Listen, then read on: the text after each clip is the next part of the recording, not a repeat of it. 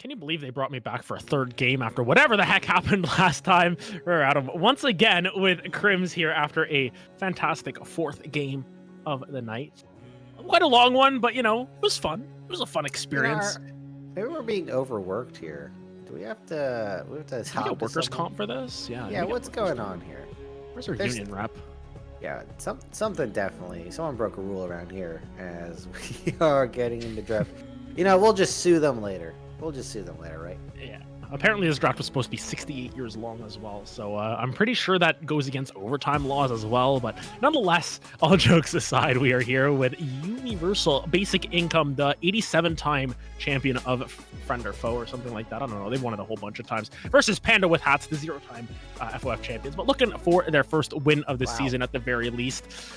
What an introduction to Panda with Hats. Amazing. They've got a really cute logo, okay? I think they get credit for that one. Oh, whoa, a first pick Kazakhs on blue side blind.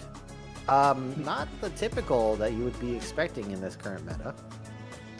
Definitely an interesting first pick, but knowing Utility Monster, knowing their comfort with that champion as well, it doesn't surprise me too much to see that come through. So I'm intrigued to see how they build that comp around them. Of course, Universal Basic Income with a little bit of a different look on their roster from how they've normally won in the past because of the fact that they are now playing in the Platinum Under League. So we'll have to see how this turns out. Of course, Utility Monster still there in the jungle. It's going to be Slannon on that top side, Civilog, and Navi, and Amoxis on the bottom side. Of course, on the flip side, for Pandas with Hat, Sweezy, Mako Shark, Spicy, Ababa, Gibble. Is it? Gubble?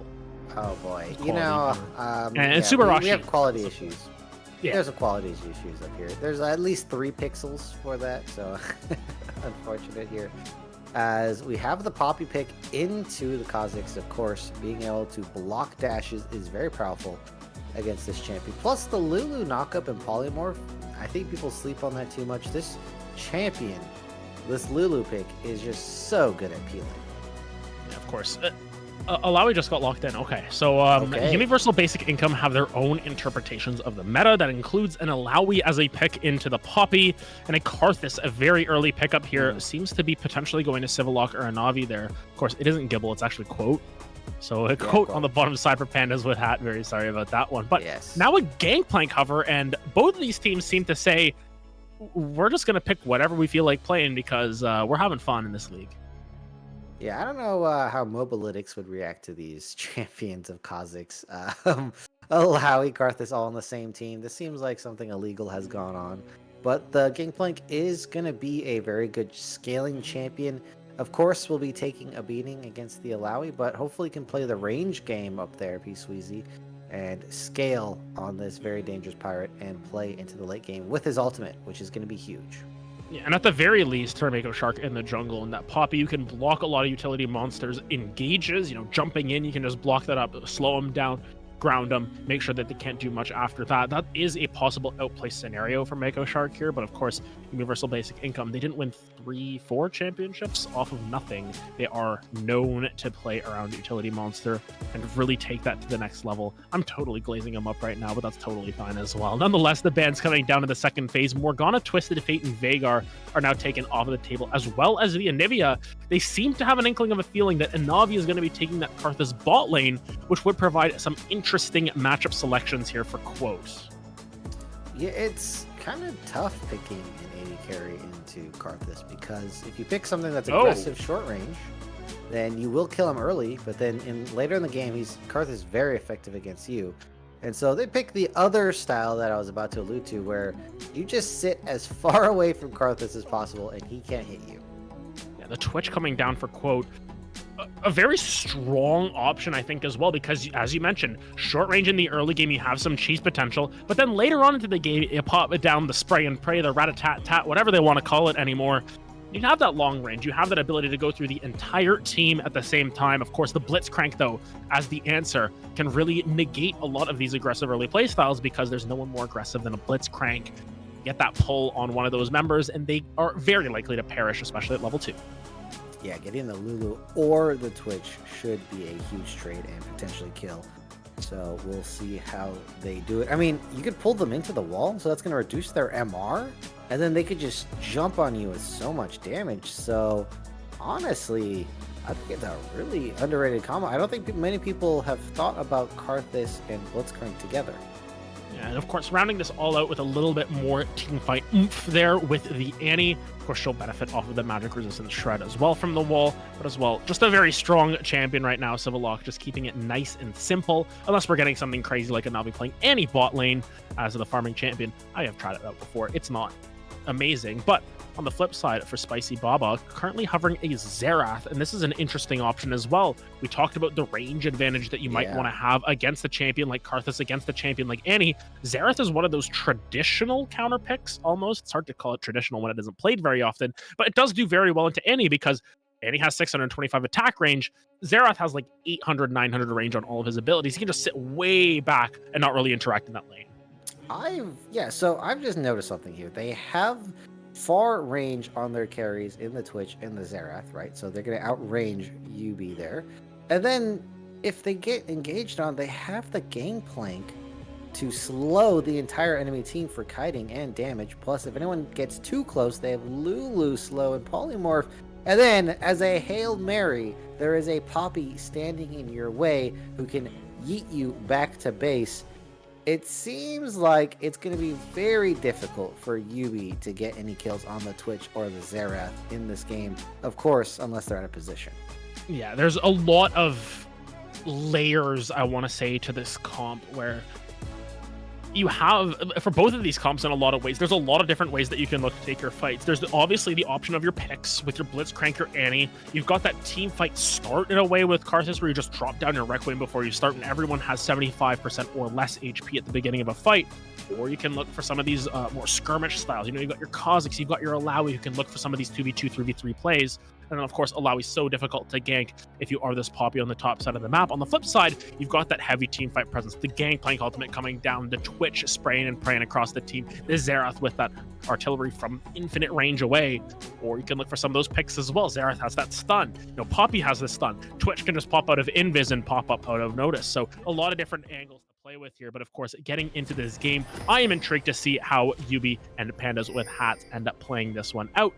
But of course, with the interesting comps comes a very potentially interesting game. We'll have to find out how that works out as we hop into the Rift here, Crims. Excited for the last game of the night here. YUBI looking to become, what, a 5-time FOF champion? They've won so many at this point. I don't even know how many they're at. They're very well disputed as a team. Yeah, I think that it is exciting for everyone here because this is a YUBI that a lot of people are saying is the weakest version of YUBI. And I mean, look, if they do pull out this win, they're going to solidify their dominance in FOF history forever as basically the best FOF team. On the other hand, there is someone to play the usurper, and there are a lot of teams who feel like this is their time to get that title and the crown.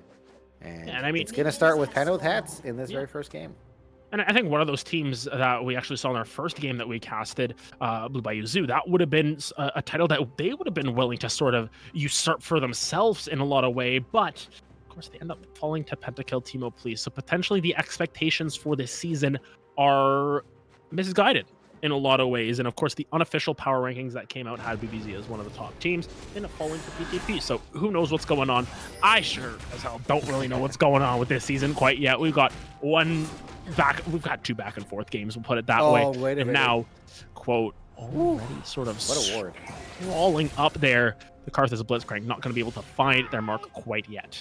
Yeah, not all awards have the same value. That's a high value award right there. Saving some lives. As we have our bot lane. It looks like the bot lane fully under control. That is a full concession there, Rare. And this is a dangerous position to be in for the Twitch and the Lulu. They need the wave for protection, and now they're just completely behind it. And that's going to give away their defenses as, you know, we need more time on the draft, Rare. I think we didn't look enough.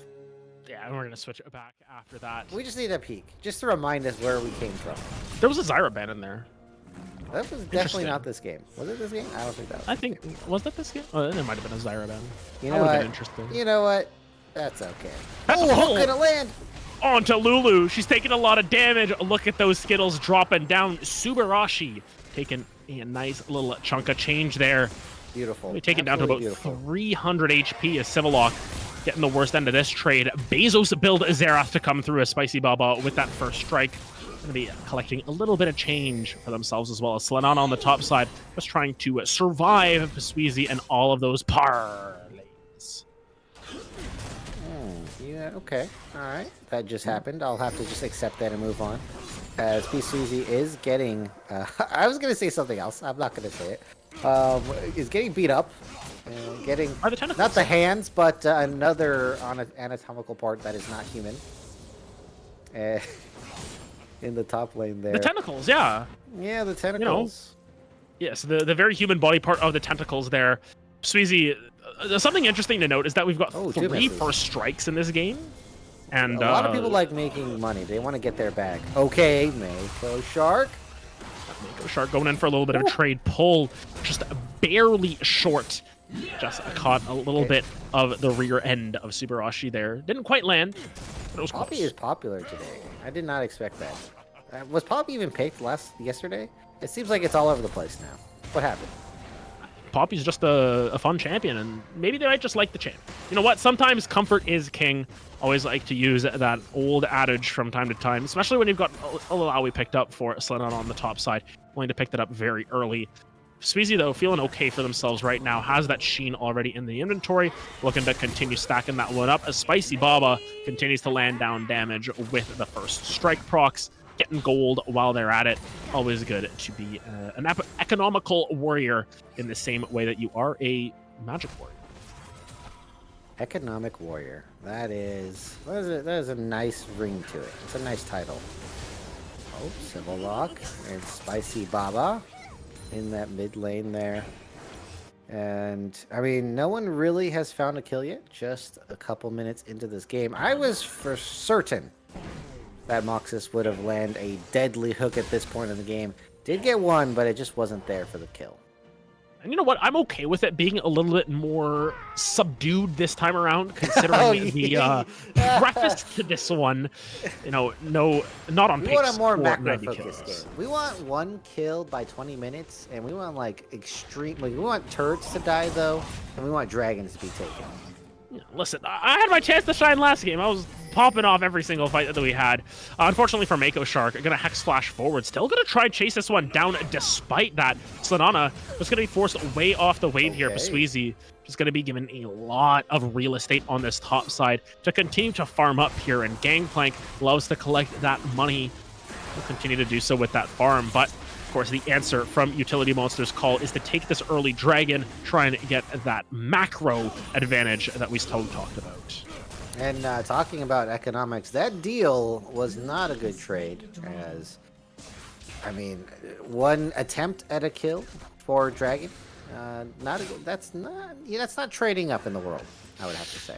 I've seen better trades in my life. I'll put it that way. Civillock taking a little bit more damage on the way through, but Sweezy is going to continue to chill out on this top side. Is sort of winning out on this war of attrition on the top side as well. Slanana hasn't really been able to find those all-ins that we're so used to seeing out of Alawis.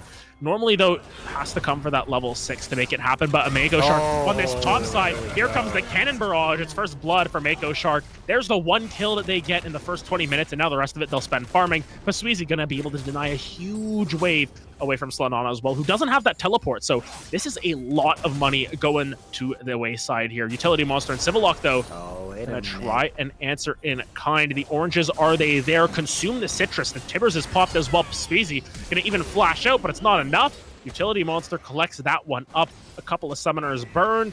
That is the kill in return. Spicy Baba is gonna collect themselves up a nice little tower plate. At the end of the day, I think Pandas with Hats are pretty happy with that trade overall, though. You know, that is an interesting one because Gangplank gets so far ahead in the matchup, denying quite a bit of CS. Going to get EXP lead as well.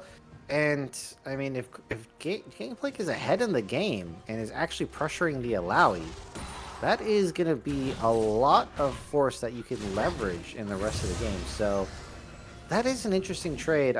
It's hard to say which one is better. And it really just depends on how you use that advantage from here on out. I think that Pandas with Hats need to continue to play towards their strength here. Let, quote, just scale up. You don't really want to be pulling the trigger on any sort of risky engages, especially when that Karthus, now at level 6, can sort of turn the tides of a fight after it's already over. The Requiem, that guaranteed 250 damage is quite strong at just sort of shutting down the door at the end of a fight, but nonetheless, 8 minutes in, still sort of looking for that inevitable pull, it feels like, on that bot side, get a little bit of action. But it seems as if Quote and Subarashi are just playing back on their haunches a little bit more. Sweezy, though, finally getting hit with that Test of Faith. Taking a lot of damage for it because that's how Alawi works. Oh, Civillock getting a bit of lasers. Okay, Mako's crazy. Spicy Baba did not miss a single skill shot. It just shuts it down, and incredible stuff coming through from the Zera right now. He's doing great. As Utility Monster trying to sneak the Rift Herald, just needs a few more autos. Wait a minute. Mako Shark. Oh! Mako Shark just steals it away. Utility Monster. A little bit too. Did he even smite it at that point? Yeah, I don't think he had smite there. No, wait, no. He has the 600 smite, and Mako Shark has the 900 smite. Oh. So the camps proving to be a huge deal there.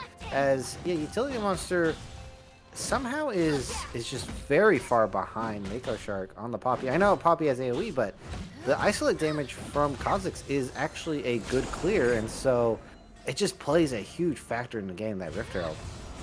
Mako Shark now on this bottom side of the map still has that ultimate available if necessary. Gonna try and find that knockup. Moxus gonna be pulling it back in, but here comes the spray and pray on the bottom side of the map. Lots of damage being taken, jumping all around as Quote is able to find that kill onto Moxus. Pandas with Hats are feeling pretty happy. They got the birthday hat on. It's their birthday. They're having the time of their life as they continue to find advantages across the map.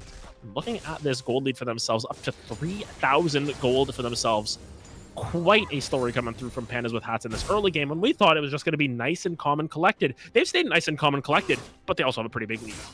I mean, maybe Pandas are better at economics than we gave them credit for here, as they are soaring to what I imagine is probably going to be around a 3K lead, as that is exactly what happens. Okay, perfectly called it there.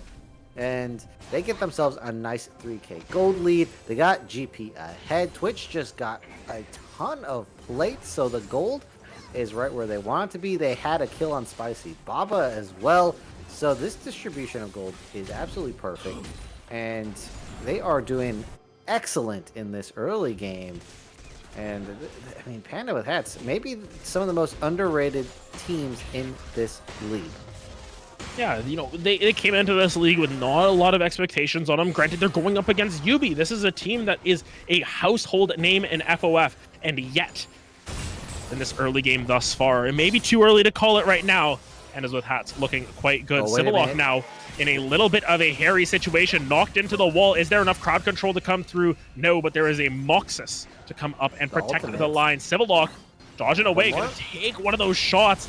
You only get 3 shots for the time being. Wait, Subarashi now trying to fight this one. Quote, looking for more damage. And Navi in a little bit of a rough situation, but Utility Monster now coming in from behind. Quote is the one taking the worst end of this trade. Moxus ends up taking down Mako Shark. Utility Monster with the upgraded jump is able to connect another one. And now Spicy Baba is the next one on the chopping block. Sweezy picks up Navi on the side with the Cannon Barrage. Spicy Baba able to turn one back around, but all of a sudden this game is all tied up. I thought Navi was going to survive, but I think eventually the Twitch poison ticked down and Karthus succumbed to that poison. And it looks like, all in all, though, they're going to go ahead, pick up the dragon. It is a winning skirmish for YUBI there, so they're going to be happy with that. They just got themselves a nice shot back into the game. That gold lead absolutely crushed down, as it looks like P. Sweezy here in the top lane, still farming it up. I think they haven't really had an answer for this GP just yet, but so far their skirmish looks very good on the side of YUBI. Yeah, and the Gangplank is going to be such a pest in the later stages of the game in the same way that Karthus Requiem is just guaranteed damage onto the entire team. Sweezy's ultimate can do the exact same thing if placed correctly. Of course, just farming it up against Lenana. Thus far, this Alawi hasn't really been the most effective. Mako Shark is here as well. Just going to be taking away a camp for the time being as Civillock starts to pinch up towards that top side of the map. At the very least, they will allow Slanana to get out of there for the time being. But now it all comes down to how the rest of this lane sort of plays out. Because if we take a look at the gold difference between these two teams, I think a lot of that gold is going to be in Pasuizi's pocket on that top side of the map in terms of that gold advantage. Gangplank is just a pirate. He's going to steal away as much gold as possible. Bo's going to try and steal away Navi's life. The Blade of the Rune King has already come through. Going to be able to pick one up, flashing away as well. Moxus now in a whole lot of trouble. Quote needs to be careful. Going stealth, looking for a little bit more. Will end up giving up on that engagement as Subarashi takes a whole bunch of damage on the way out. But it is a kill on the bottom side for this bot lane that we said can potentially cheese out this Karthus Blitzcrank. Yeah, actually went pretty close in to that Karthus, which was a bit surprising, but now makes more sense with the Lulu knockup, double knockup onto Moxus and Navi there. And they do win out on that trade. Back up, this gold lead is jumped up back to that 2-ish, 3K-ish mark here, as we have Utility Monster trying to go for a play. Spicy Baba actually walks up. Yeah, gonna find that stun. And just walks out. Yeah, Civillock wasn't able to land down, and thus Spicy Baba was just able to walk out of that one. Didn't have the flash, didn't have a problem apparently. Just able to escape. And with plates falling in the next 10 seconds here, a nice 2,300 gold lead in favor of Pandas with hats. Seems as if they have enough to afford at least a couple of small hats. Not quite the big hats yet on Spicy Baba as of right now, but those are sure to come down the line. The Wizarding World of Xerath is here to stay, potentially. We'll have to see how they do in the later stages, but thus far, it has been good looks from Pandas with hats, and I think for most YUBI fans out there, I wouldn't say it's time to get concerned. In this game, it's still too early because you got that Karthus in the later scaling, but we have to look at the rest of the team comp when it comes to that scaling as well. And specifically on the flip side, quote on that Twitch can be quite scary as well. I mean, the thing with the champions that Pandas with Pats have is that, yes, they're very strong in the late game. Yes, they have a lot of range and a lot of power, but they're also very squishy. And so the potential to mess up and throw the game is still there, as Pisuizi is going to hightail it out of there. Gonna dodge that allow. Wait, that's actually a lore matchup. Where's Ariri when you need him? He'll just dump lore on you, even if you don't want it. As we have here, aggressive play coming out from the bot side. They were attempting to look for it, but is gonna be a nothing burger in the end. As yeah, I think that's a lore matchup on the top side there, Rare. I'm not sure if you're more lore wise than I am. Listen, I know the lore of FOF, and Ariri still hasn't won a championship, and I know that Civillock is also dead here. Had to get my Jabin at Ariri at some point, nonetheless. But I think according to the prophecy, though, Ariri does win the last championship of FOF. So if we want to see what is prophesized, it is Ariri's victory this season. Yeah, remind me about how that game against Fat Pikachu went again. I mean, it doesn't say that. It doesn't say that he goes lossless. Okay. Yeah. So nonetheless, it seems as if Navi is going to lose their life on the bottom side. Quote, dodging away from these. Yeah, there comes the Requiem. Moxus actually going to be able to pick that one up. So a little bit of a self-report, in a sense, there from Moxus, just sort of taking away that kill from Navi. I believe that was the Ignite Burn that was ticking down. But it is a kill in return, so at the very least, you're getting a little bit more gold back the opposite way. Still yet to be determined as to how the rest of this will turn out. But for the time being, Sweezy, Slanana, once again, just vibing on the top side. They got nothing to worry about for now. Ooh, what a chunk. Big damage. Already. I mean, has the Essence Reaver. And I mean, I think that one did crit. So that's a little bit of higher damage than usual. But yeah, this GP is kind of just easy sailing here.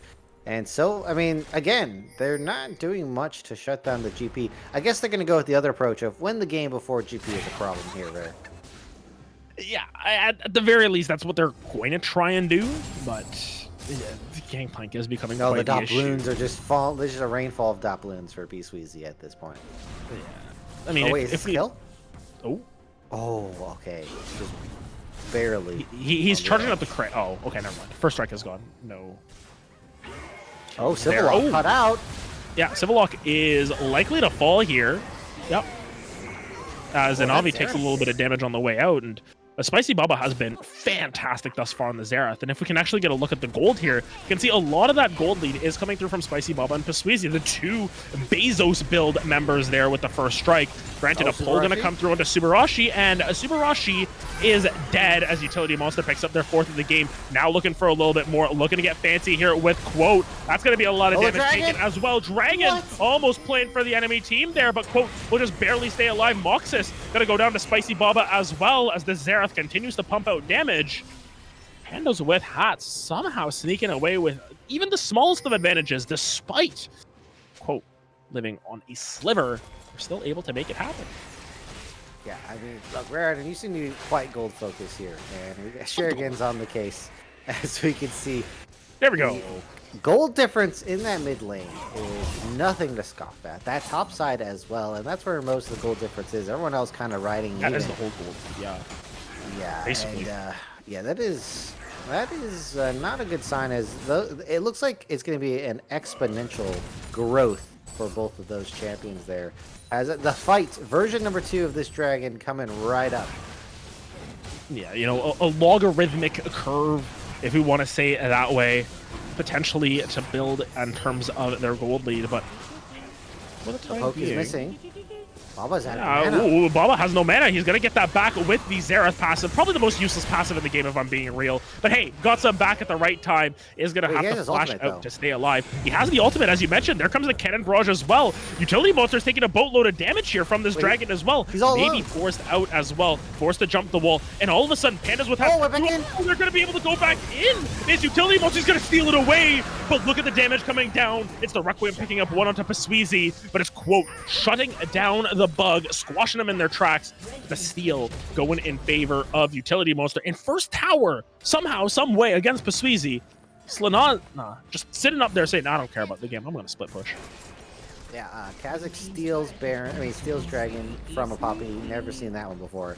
As we have here, Civilox side laning on the Annie with Tibbers there. Power. I think that is going to be a pickup. And so, I mean, let's just talk about this game. So there's 3 dragons to none on the name of YUBI. So they're definitely winning in that department. Their dragon department has definitely been getting all the resources. They have all their workers paid, and they're running on time. And in terms of their gold generation, they are a little bit behind. And if we just look at Civiloc, I mean, it's quite a sad sight to see an Annie at 0-4 and 5 here. And Navi's doing his best to recoup, but overall, they're just super far behind on their carries in terms of this gold. Yeah, and I mean, the one shining light for them is Utility Monster, who is simply even with Mako Shark at this point. It's been a little bit of a rough early game here for YUBI, and Pasweezy continues to land these barrel chains, continues to farm more gold through this top side. Of course, going to continue to plunder away those minions, but now Utility Monster on this top side of the map has something to say about it, saving that jump forever. The flash away from Pasweezy, going to try to turn around. Look at the damage! From one barrel, he turns it around. He finds the kill to Utility Monster. No way! Against the Lord Subarashi, going to come through with the wild growth as well. Slanana is not able to turn it around. Pasweezy, you dirty dog, you pirate. You're able to get away with a murder. You're able to get away with highway robbery. Subarashi almost dies as well to the Alawi passives there. My goodness, Pandas with hats. They've got the lore.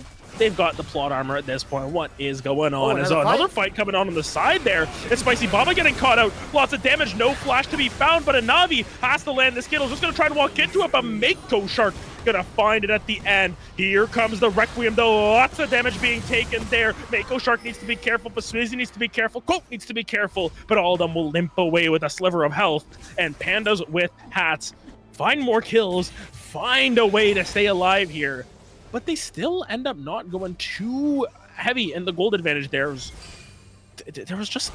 nothing to get off the back of these kills. That's the main issue. Yeah, I know. Yeah, exactly. That's what the problem. They're not picking up any turrets. I mean, they're winning the fights, but they're not winning them good enough to pick up a turret right after. And they were winning the fight on the dragon, and they didn't get the dragon. So it seems like all this effort that they're putting in is not really paying off at this point in the game. Yeah, kills in the early game are great, but once you start hitting the mid to late game, you really need to start going for turrets instead as your primary focus.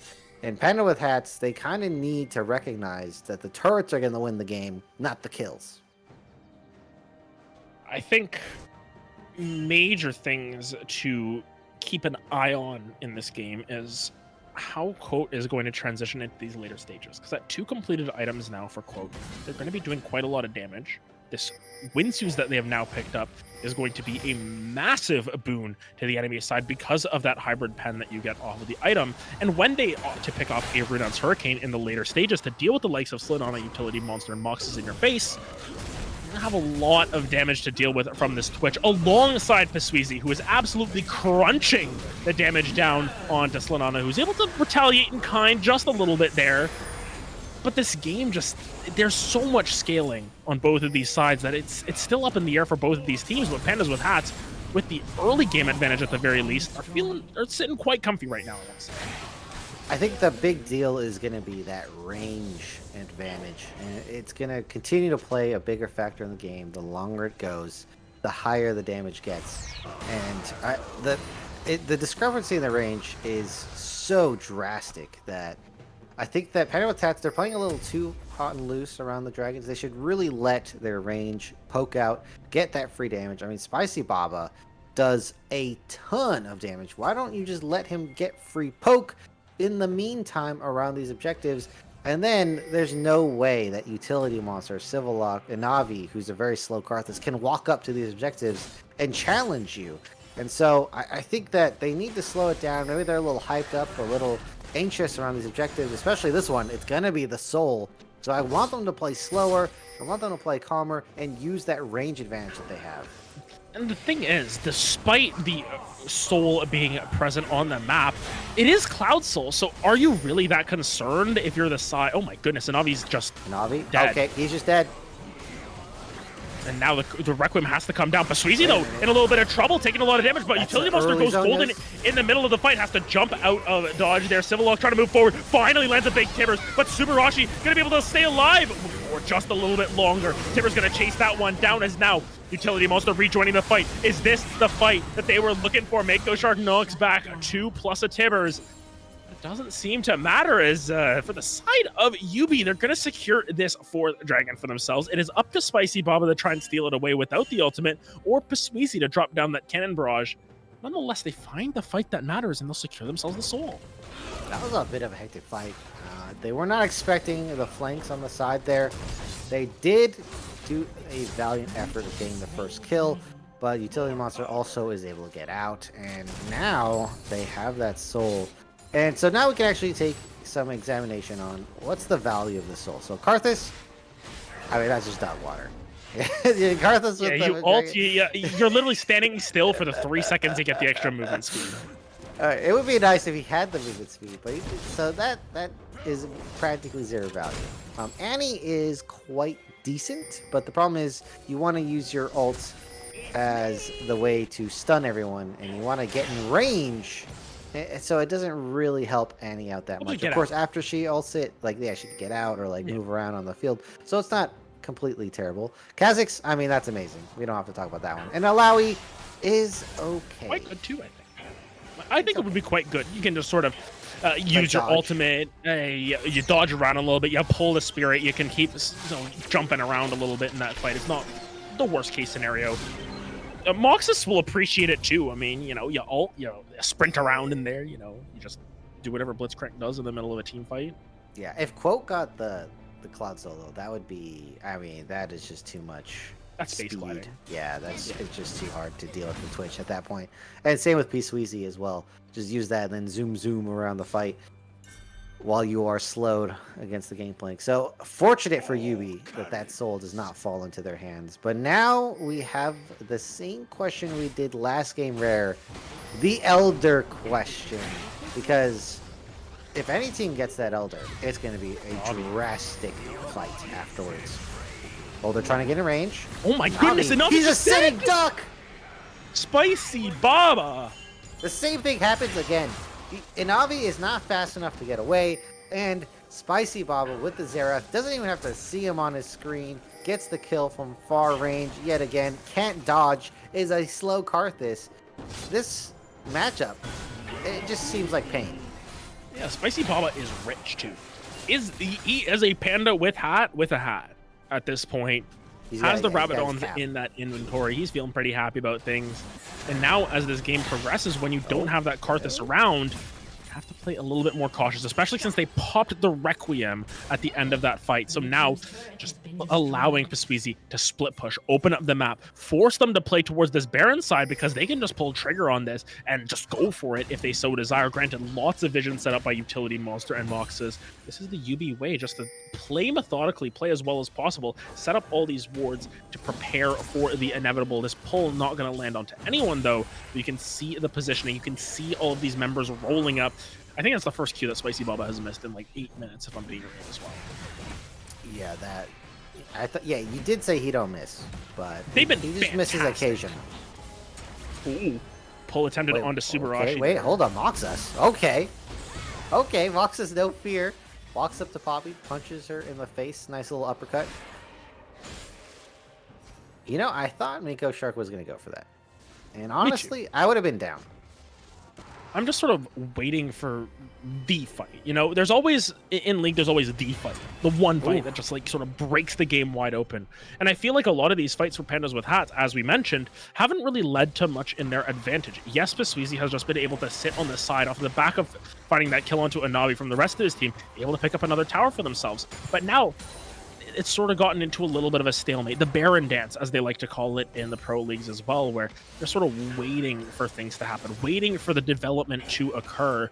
And it just always seems to fall a little bit short. Just one member is getting cold feet before the fight starts. Subarashi here. Oh, he's going to be able to dodge away from that one. Goes zippy for a little bit. Mako Shark now in the middle of everyone. Doesn't really take a whole lot of damage. He's going to try and knock someone away. Not going to find it. And now Mako Shark is forced to flash out of there. Spicy Baba getting a little bit more damage. Mox is finding another pill, but that's on a Mako Shark. The jump forward from Utility Monster is a little bit misguided as Quote now space gliding around the entire fight, but he's on the wrong side of town here. Utility Monster going to flash over the wall, shut them down as the Requiem comes down. Subarashi now in a whole lot of trouble. The Test of the Spirit not quite gonna land. Gonna be forced to flash out of that one. Mako Shark not left with a whole lot of health to remain. Utility Monster trying to fight this one. And meanwhile, Gangplank is split pushing, being a pest on the side lane. And now as YUBI go for this Baron, someone has to answer the Gangplank. Seems to be Civillock for the time being. But they're TPing back into this fight. They don't want to give out without a fight. Oh, they're gonna back off.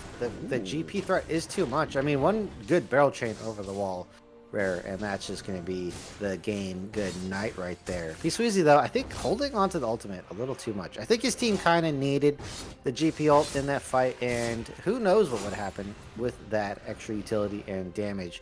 That being the case, the sums have been used, ultimates are down, and we're 45 seconds away from the king of ending games, the Elder Dragon, coming up very soon.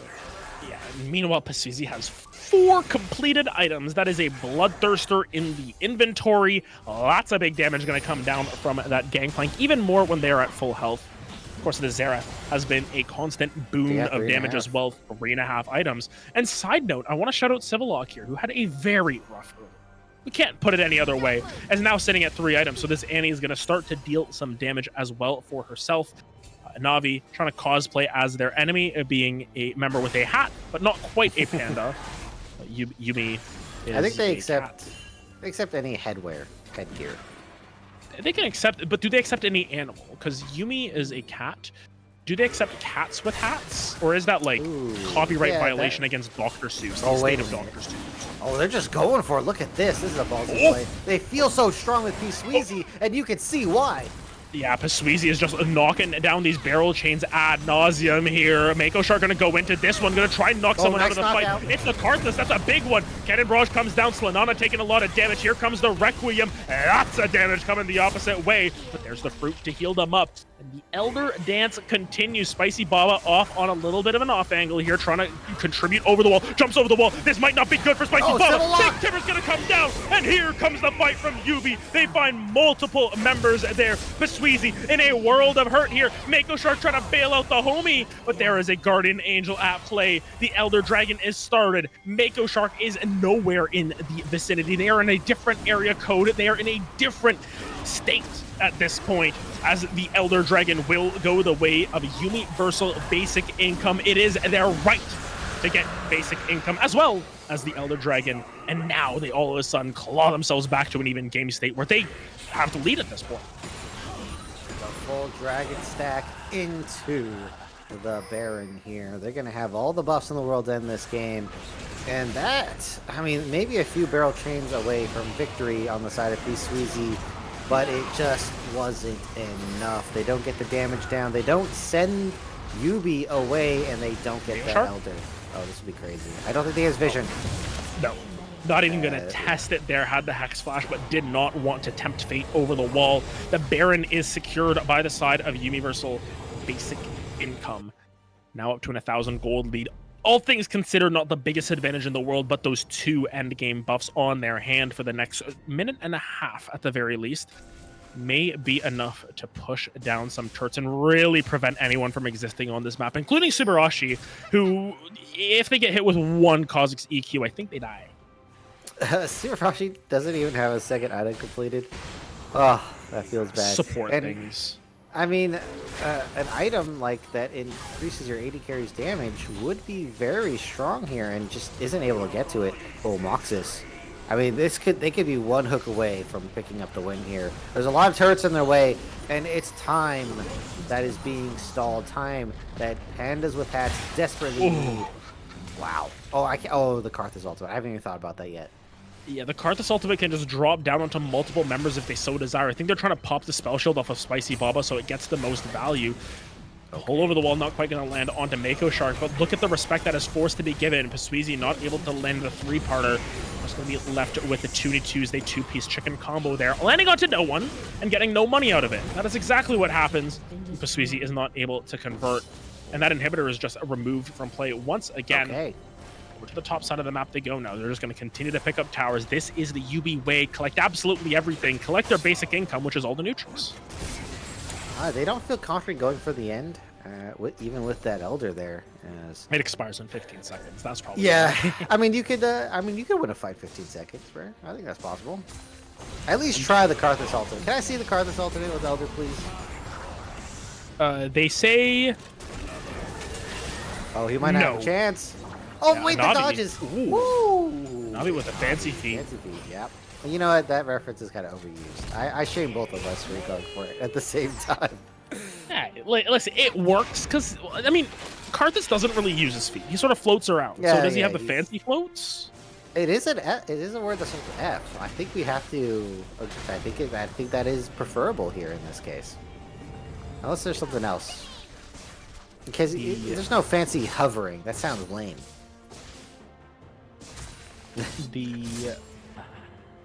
Hectic hovering? I don't know about that one. We'll have to workshop this. If he's hovering, he's also fancy floating works, but you can also do something different for fantastic floating. Mako Shark staying in a bush. This couldn't spell dude. Oh, the Luden snitched! The Luden snitched, and now Mako Shark is in trouble. Force the flash out. And actually, it's going to take so much damage from the test of faith. Mox is on the side. The Requiem is coming down. Kaboom! It comes down. Wait, it's not a kill. Oh, it was the wild growth that kept Mako Shark alive. Oh. Everyone going to stay alive at the very least, but not too healthy. Big damage coming through from Sweezy. Wants to continue to output that damage. Look at the damage dealt to a Navi there. That's 1,000 damage crit. Down. Can they start the fight? Can they get a winning fight? Well, oh, here comes the ultimate as well. Sanana taken out as well, and Navi taken out as well.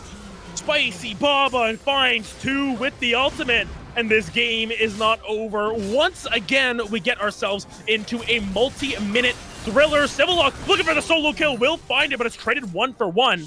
And now numbers advantage on the map for the side of Pandas with Hat. 4v2 for the next 50 seconds, it seems like. 30 seconds. I can't read. They're just going to try and push out these waves. And PWH is just letting off the barrel like crazy. The smell of gunpowder in the air is laying waste. And it's not a Navi who makes it out of that one. And with this, they're finally going to be able to pick up more turrets here. As Utility Monster is doing something a bit cheeky. Trying to catch someone solo pushing up there. I mean, if he finds PWH, Kha'Zix in a 1v1 versus a GP, that is doable, especially with one spell block in the kit of Utility Monster. Yeah, and Utility Monster has a whole bunch of Dark Harvest stacks. If you can actually get a check on that really quickly, Yeah, how you'd be many able is to it? see that. Okay. How much damage 13. is that? That's pretty good. It's like. Oh, like wait. Quote. 50. I thought you were no. quoting something. Oh, Quote they're going. is- You go for it. Oh, Quote's actually surviving a really long time here. Utility Monster Okay, might not make be it able out. to survive this one. That's the GA popped. Subarashi just needs to be careful Whoa, so that whoa, they don't whoa. die on their own. Utility Monster going to be able to potentially escape this one. Here comes the Cannon Barrage. Look at the damage that was dealt. Utility Monster is out of there. Moxus may be the sacrificial lamb. Pisweezy trying to land the combo over the wall. 1,700 damage crit to a Gromp is not enough. Shark Oh almost my able to God. clear it out with the buckler of all things. The Utility Monster will live to see another day. Meanwhile, Slanana on the side lanes here, having to deal with a big old spicy Baba. This map is starting to open up in all sorts of ways. Subarashi now forced to flash away from that one. Karthus deals a little bit of damage now, and Navi is now level 16. Wow. I thought everyone would be level 18 by now, but it is not 48 minutes yet into the game, as the Dragon Spawn is here. Ooh, second And Elder. this is not a fair fight here, Rare. Solana has the TP as well. Quote is racing Oh, down there. 1,000. Look at the damage dealt to Moxus. That's supposed to be a frontliner, but look at the timbers coming down from Civillock. Finds the kill onto Pisweezy. That's almost all your damage taken out. It's a double kill picked up by Utility Monster. Who needs Elder when you can end the game? Huge fight for YUBI, as now they look to try and push towards an end here. Slanana just sitting on a side lane, continuously finding angles for themselves. That's going to be another inhibitor picked up. They are pressuring the map on every single face of this game. Lots of damage being taken by Utility Monster. Quote should have enough with that burn. Oh, the heal actually going to come through from the Vorpal Spikes to keep him alive. And now, double inhibitor down. Do they opt to end the game? A Navi does so much damage to these turrets as the Civillock seems to be one Nexus tower huge. down. Second going down. Quote needs to come down, but does he have that ultimate? He doesn't have it available. This is going to be YUBI taking the game with an incredible comeback going their way. Fantastic stuff coming through from Universal Basic Income as they clear up a 1-1 week for themselves. Almost the double back-to-back 40-minute bangers as we finally hang in there as YUBI pull out that victory. And I mean, what a roller coaster of an ending in this FOF week 1 day 2 here, Rare. I mean, it's been crazy games. Yeah, I think we can chalk it up to crazy games. We can chalk it up to maybe teams still trying to find their footing in a lot of ways, because of course it is only week 1. Some of these teams haven't had as much practice as other teams and now sort of finding their footing. But overall, I think that, we got to see a lot of what makes this league so fantastic to cast, to watch, to play in as well. You can speak from the player's perspective. I can speak from the caster perspective in the sense that, we got ourselves some incredible games this week, and I'm excited to see how this season turns out. Of course, final thoughts on this game between YUBI and Pandas with Hats from you, Crims. I mean, I think Civillock had a great resurgence on the back half of that. I mean, many times catching up multiple people, they were corralling them in together. And so hats off to Civillock. I think won a lot of the fights on the back end. And I mean, mental recovery in the middle of such a dire game. So Civillock, good on you for coming back in this one.